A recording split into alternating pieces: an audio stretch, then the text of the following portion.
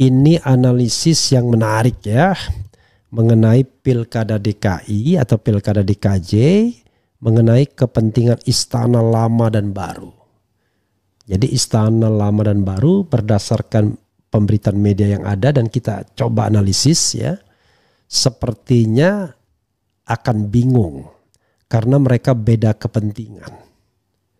Ya, terutama gerbongnya yang paling bingung. Oke, saudara sekalian, kalau dilihat dari elektabilitas, maka Anies Baswedan terdepan di Pilkada DKJ, daerah khusus Jakarta. Karena itu, kita tidak tahu masih DKJ atau tetap DKI nantinya. Jadi, sobat era sekalian, Anies diperkirakan akan sulit dikalahkan. Karena itu harus dicari orang-orang yang punya potensi bisa mengalahkan Anies. Tentu dari koalisi istana, baik Istana Lama, Jokowi and the Gang, maupun Istana Baru, Prabowo and the Gang. Siapa dia? Sementara ini ada dua nama yang mengemuka dan bisa menjadi satu paket, yaitu Ridwan Kamil dan Kaisang Pangarep. Ridwan Kamil saat ini adalah incumbent Gubernur Jakarta Barat, Gubernur Jawa Barat maksudnya. Kemudian Kaisang Pangarep, Kaisang Pangarep itu adalah ketum PSI yang tidak lain adalah putra Presiden Jokowi. Nah, seandainya ya ada satu skenario, misalnya ada satu skenario Ridwan Kamil dan Kaisang. Rupanya Ridwan Kamil dan Kaisang ini paket yang disukai oleh Gerindra. Paling tidak untuk Ridwan Kamil maju sebagai calon gubernurnya. Disukai. Why disukai? Ini persoalannya.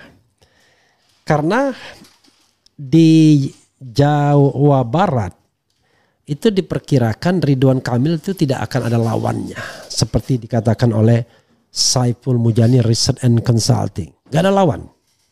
Tidak ada lawannya. Baik itu Deddy Mulyadi, Susi Pujiastuti, dan nama-nama lainnya. Tidak ada yang menonjol. Termasuk calon PKS. Kalau dulu PKS cukup kuat, tapi sekarang sepertinya Ridwan Kamil cukup kuat dan penetrasinya ke bawah juga kuat. Karena identifikasinya sebagai orang Jawa Barat itu tinggi sekali. Ya, Ridwan Kamil adalah Sunda, Sunda adalah Ridwan Kamil. Jadi kalau dia keluar dari zona comfort itu belum tentu dia se-acceptable itu. Oke. Karena itu kalau dikaitkan dengan kepentingan elektoral 2029, ya bagi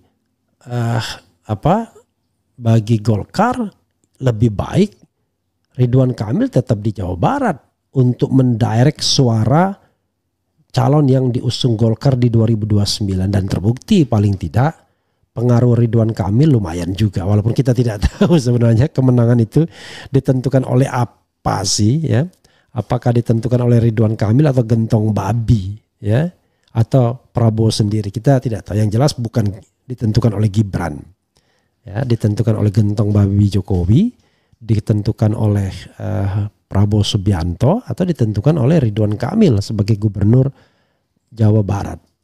Pada waktu itu memang Ridwan Kamil tidak menjadi gubernur lagi karena gubernurnya sudah caretaker, sudah penjabat ya. Penjabat Mahmudin Bey dari Istana Kepresidenan. Jadi bisa jadi gentong babi Jokowi yang paling berpengaruh, tapi paling tidak keberadaan Ridwan Kamil juga lumayan. Dan jangan lupa di 2029 nanti tidak ada lagi yang namanya penjabat. Akan menjabat sampai kemudian pemilihan. Kalau kemudian dicalonkan sebagai presiden atau wakil presiden dan menang, baru bisa mengundurkan diri. Tapi kalau tidak dicalonkan, ya akan menjadi campaigner kelas wahid di daerah tersebut. Nah, untuk kepentingan tersebut sebenarnya Golkar lebih senang Ridwan Kamil tetap di Jawa Barat. Apatah lagi ya, Gerindra itu menggerindranisasi Deddy Mulyadi yang sebelumnya kader Golkar ya, ex Bupati Purwakarta atau masih? Saya nggak ngikutin ya Deddy Mulyadi. Saya kira ex Bupati Purwakarta yang juga sangat terkenal, tetapi keterkenalannya itu di level kedua dan jauh dengan Ridwan Kamil, apalagi Bima Arya dan lain sebagainya. Sehingga kalau seandainya Gerindra berhasil merayu atau memaksa, ya, merayu dan memaksa itu bisa dilakukan dua-duanya, Ridwan Kamil ke Jakarta, maka wilayah kosong yang dikuasai oleh Ridwan Kamil itu akan diisi oleh Deddy Mulyadi sebagai orang yang populer nomor 2 di bawah Ridwan Kamil. Maka Deddy Mulyadi menjadi calon yang akan memenangkan pertarungan Pilgub Jawa Barat. Artinya itu akan menjadi kemenangan Gerindra. Rela nggak Golkar dalam konteks ini? Saya kira nggak akan rela. Demi kepentingan strategis sepertinya dia mengatakan lebih baik ke sana, ke Jawa Barat. Karena bagaimanapun Golkar itu baru berarti kalau dia tetap menjadi partai besar dengan banyak kursi. Kalau dia menjadi partai gurem misalnya seperti Demokrat pernah menang tiba-tiba sekarang menjadi partai nomor buncit, ya nggak terlalu dilirik lagi. Ya, partai besar nomor 2 saja itu masih bisa diancam ketuanya, apalagi kalau menjadi partai gurem. Karena itu untuk kepentingan strategis Jawa Barat lebih penting. Tetapi soalnya Sobat Era sekalian, Istana Lama dan Istana Baru ya, ini punya kepentingan untuk menghadapi Anies Baswedan, terutama Istana Lama, Istana Jokowi dan gengnya. Bagaimana caranya bisa mengalahkan Anies Baswedan di Jakarta? Makanya SMRC mengatakan ada 2 skenario. Skenario pertama adalah menggagalkan pencalonan Anies. Artinya partai-partai akan didekati agar tidak mencalonkan atau mendukung Anies Baswedan. PKS konon tapi dibantah. Partai-partai lain sudah mengatakan ogah seperti Demokrat dan PAN. Partai seperti P3 barangkali akan turut saja kemauan istana, baik Istana Lama maupun Istana Baru. Partai seperti Perindo tidak signifikan, cuma 1 kursi. Karena itu pertanyaannya adalah bagaimana sikap Nasdem, sikap PKB, sikap PKS dan sikap PDIP. PDIP tentu tidak bisa diancam, tapi bisa diiming-imingi. Bagaimana kalau iming-imingnya nggak tanggung-tanggung, yaitu Prabowo berjanji akan mengurangi secara signifikan peran dari Istana Lama misalnya. Ya. Karena itu Anies tidak usah maju. Kalau Anies tidak usah maju, maka ya mereka berkelahi di antara mereka sendiri bisa-bisa. Misalnya PKS tiba-tiba beraliansi dengan siapa, melawan siapa-siapa. Pokoknya tanpa Anies Baswedan. Jadi pertarungannya pertarungan yang tidak lagi head to head, tetapi tidak ada lagi dengan arus kanan dan arus kiri atau arus istana dan arus non istana, tetapi pertarungan yang sifatnya ya bergantung aliansinya. Tapi menurut saya agak susah membendung Anies Baswedan karena PKB merasa ya chemistry-nya sudah dapat antara Caimin dan Anies Baswedan. Oke, Caimin punya kepentingan untuk tetap menjadi ketum PKB dan tidak mau partainya diambil orang lain ya. Dan fortunately Hopipa yang punya potensi untuk mengambil leadership itu lagi sibuk juga untuk mencalonkan diri. Sementara Yeni nggak bisa karena Yeni itu 03 bukan 02. Jadi for the time being hitung-hitungannya agak aman sedikit hitung-hitungannya. Tetapi tetap saja PKB bisa diancam. Jangan lupa ini suara baru DPW bukan DPP karena yang punya tanda tangan itu adalah ketum atau plus sekjennya. Karena itu masih bisa. Nasdem tidak bisa diancam sesungguhnya. Tapi sebagai kawan bisa diminta. Bukan tipikal Surya Paloh bisa diancam. Tapi Surya Paloh bisa memilih. Itu soalnya. Dan dia selama ini memilih kekuasaan.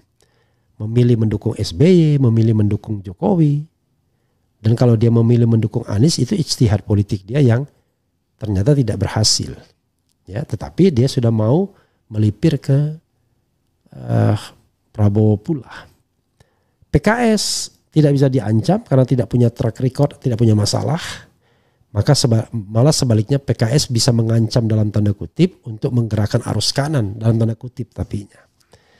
Jadi sebenarnya peluang untuk menggagalkan Anies itu agak berat. Nah, itulah sebabnya barangkali skenarionya adalah mencari siapa yang melawan Anies. Kalau Kaisang yang dihadapkan, wah bisa dilumat Kaisang dalam debat dan lain sebagainya.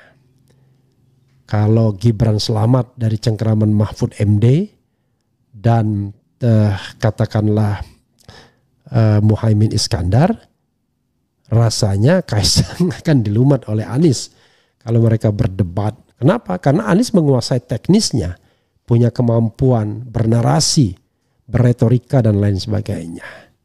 Jadi akan berat Kaisang melawan itu, akan banyak dipermalukan walaupun kadang-kadang masyarakat Indonesia adalah masyarakat yang melodramatik. Makin dipojokkan, makin disikat, makin disenangi. Tapi enggak juga ya. Kalau enggak ada gentong babi, saya berpikir enggak juga ya. Itu pengaruhnya gentong babi aja sesungguhnya. Ya. Karena itu yang paling compatible ya, bisa face to face vis-a-vis ya adalah Ridwan Kamil. Orang yang sangat tahu persis birokrasi daerah karena pernah menjadi wali kota Bandung dan kemudian gubernur Jawa Barat. Anies pernah menjadi gubernur DKI sehingga akan tahu betul apa masalah DKI. Pasti luar kepala dia untuk berdebat soal DKI. Jadi sulit untuk mengalahkan Anies kalau objektif. Nah kalau gentong babi pun jangan lupa ini masyarakat Jakarta yang barangkali tidak semudah kalau gentong babinya di Indonesia. Tapi bagaimanapun harus dicoba untuk mengalahkan Anies, terutama kepentingan Istana Lama. Karena Istana Lama nggak mau pastinya. Istana Lama ingin menyusupkan sang putra mahkota lagi. Kalau tidak menjadi gubernur ya wakil gubernur. Tapi ada masalah juga. Harus menunggu putusan Mahkamah Konstitusi. Apakah kali ini Mahkamah Konstitusi mau melenceng lagi? Karena itu menurut saya bisa-bisa besok-besok berantakan tuh skenario untuk mengalahkan Anies. Ridwan Kamil nggak mau. Toh Golkar sebenarnya partai yang paling istilahnya paling fleksibel. Siapapun jadi presidennya dia ikut. Kepentingan Golkar adalah tetap menjadi partai yang besar. Selama dia menjadi partai besar, maka tetap akan diperhitungkan dalam koalisi pemerintahan walaupun dia bukan bagian dari koalisi yang menang misalnya. Karena Golkar, ya dia tidak ada DNA untuk menjadi oposisinya. Jadi nggak ada kepentingan Golkar untuk memusuhi Anies misalnya atau untuk memusuhi siapapun. Nah satu-satunya cara memaksa adalah dalam tanda kutip dengan mengancam Ridwan Kamil atau Erlangga Hartarto. Dengan apa? Ya kita tahulah ya. Dengan kasus-kasus hukum yang berembus kencang dan lain sebagainya. Kalau Istana Lama mau menggunakan itu. Jadi sahabat era sekalian, kepentingan terbesar Pilkada DKI ini memang akhirnya kepentingan Istana Lama, bukan Istana Baru. Istana Baru coba memajukan Budi Satrio Jiwandono dan Kaisang, kan begitu. Setelah ada putusan Mahkamah Agung, ternyata Prabowo langsung mengintercept, ya, melakukan interception, ya, langsung memotong umpan lambung yang dibuat oleh Sufmi Dasko Ahmad, orang kepercayaan Prabowo. No. Budi Satrio untuk DPR saja.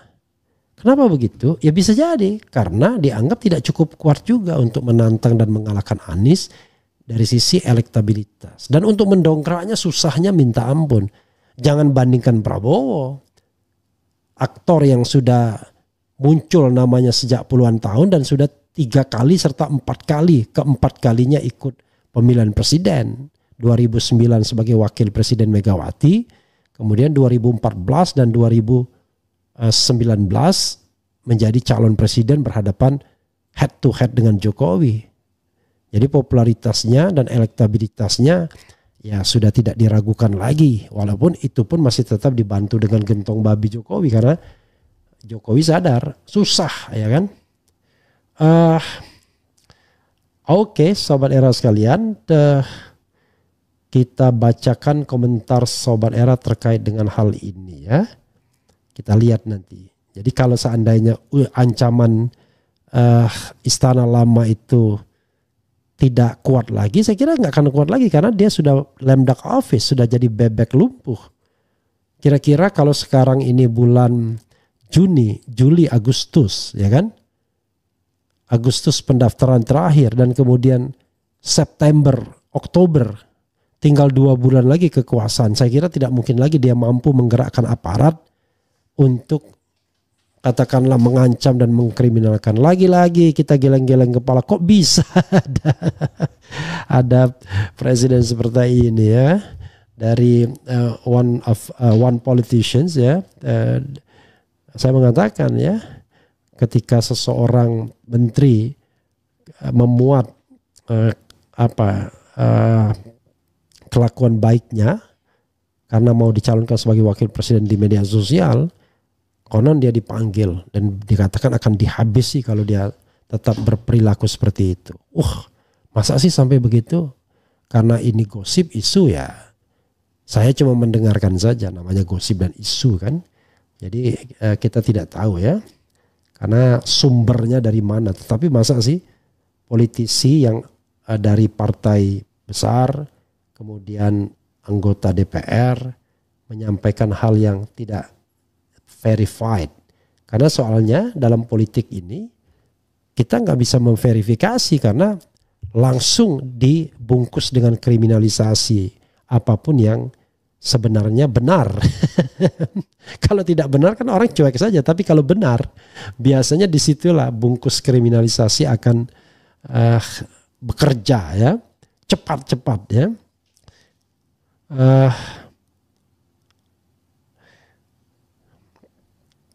Oke, coba kita bacakan komentar Sobat Era sekalian ya, sambil berhari Minggu kita ya, dan menikmati sepak bola Piala Eropa. For the time being, untuk sementara waktu tim-tim favorit saya menang. Artinya masih terus melaju. Favorit pertama adalah tim Spanyol dan yang kedua adalah tim Belanda, Holanda ya, Holland. Oke, saudara sekalian, coba kita bacakan ya. Nanti kita lihat kemana saga ini berlangsung. Saipuddin Ukar ya, Assalamualaikum warahmatullahi wabarakatuh. Salam akal sehat untuk semuanya sahabat RA. Waalaikumsalam.